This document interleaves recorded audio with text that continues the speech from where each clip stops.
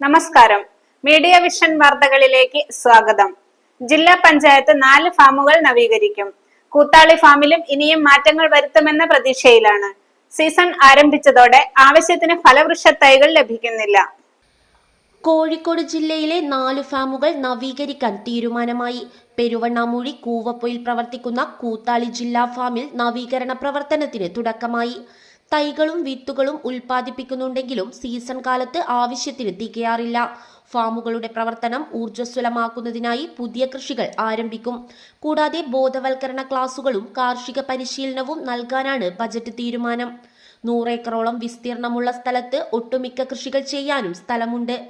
തെങ്ങ്, കവുങ്ങ്, പഴവർഗ്ഗങ്ങൾ, വാഴ, മത്സ്യം എന്നിവയും നല്ല രീതിയിൽ കൃഷി ചെയ്യുന്നുണ്ട്. 50ഓളം പശുക്കളെയും വളർത്തുന്നുണ്ട്. ജില്ലാ കൃഷിത്തോട്ടത്തിൽ ചിൽഡ്രൻസ് പാർക്ക്, കർഷകർക്കുള്ള പരിശീലന കേന്ദ്രം എന്നിവയുണ്ടെങ്കിലും ഇവ ഉപയോഗപ്രദമല്ല. ഈ സ്ഥിതിയും മാറേണ്ടതുണ്ട്. വിവിധ തൈകൾ ഉൽപ്പാദിപ്പിക്കുന്നുണ്ടെങ്കിലും ആവശ്യത്തിന് കർഷകർക്ക് ലഭ്യമല്ല.